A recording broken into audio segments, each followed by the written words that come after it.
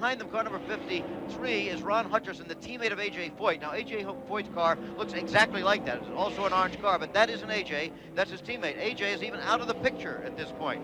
Now, here, suddenly, the tire exploding, coming apart. Large bits of rubber flying. Parsons spinning down into the infield, and as he does that, A.J., right about this point, appeared to hit some debris or something and flipped over into the infield.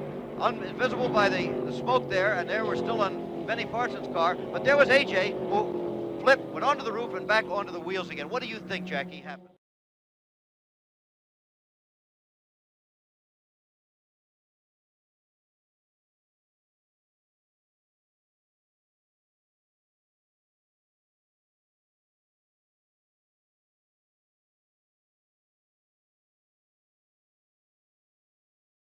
And Benny Parsons 2 laps down.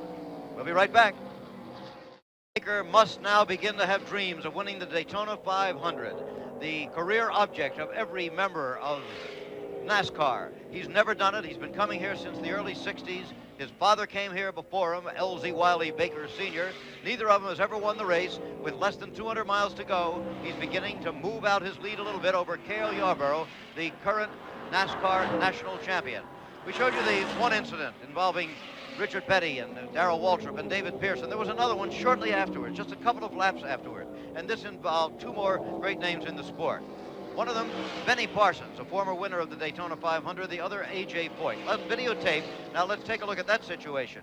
Here we had Cale Yarborough in car number 11 leading the race. Benny Parsons in car number 72 was in second place as they came through, this must be turns 3 and 4 at this point on the videotape. Behind them, car number 53 is Ron Hutcherson, the teammate of A.J. Foyt. Now, A.J. Foyt's car looks exactly like that. It's also an orange car, but that isn't A.J. That's his teammate. A.J. is even out of the picture at this point.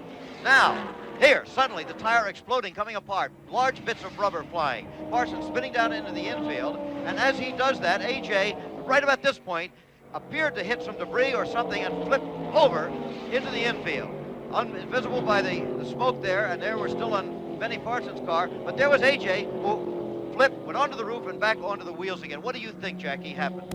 I can only imagine that A.J. Foyt hit some of the debris that was on the racetrack, some of the tire that had exploded, and of course you must remember Petty already had a puncture, but here we can see them past the start-finishing line. Then you'll see suddenly pieces of black rubber bouncing off of the racetrack. There you will see, and there they come, shattering pieces of tire. It must have had a very heavy puncture to cause a blowout of this kind. The car then slews sideways. Car gets into a slide. Ron Hutcherson masterfully avoids that situation as car number 72 goes into this soft infield. Now, it's been raining a lot.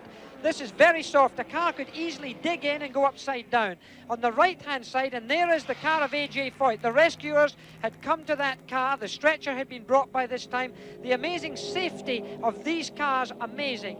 The structure inside the car is really, truly great. And there is A.J. Foyt being lifted out, still with his crash helmet on, onto the stretcher very gently. But the car was severely damaged, but he was a lucky man that it wasn't even more a physical thing.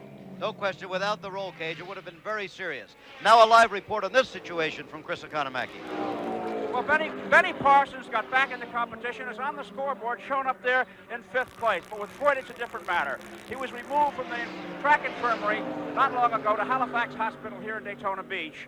An intravenous injection bottle was being held by an attendant as the stretcher was placed in the ambulance. It was seen that his head was bandaged, his shoulder and arm were bandaged. He is complaining of a sore shoulder. Gordon Johncock, who raced him in this last year's Indianapolis 500, was in the hospital with him and said that it looked like, as the car was upside down, Foyt's shoulder was on the deck, and that means rubbing against the track.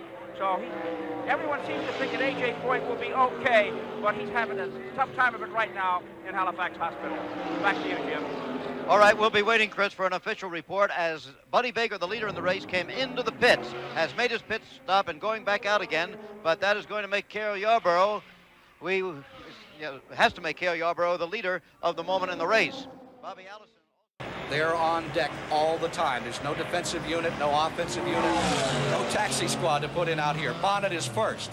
A.J. Foyt, 1972 Daytona 500 champion, has come to second. Remember a year ago, Foyt flipping 6, 7 times down here in turn number 1, side over side. He's back just as tough, just as strong, just as great as ever. Probably the greatest driver of our time in America. Now we're going to see in slow-mo another time what happened.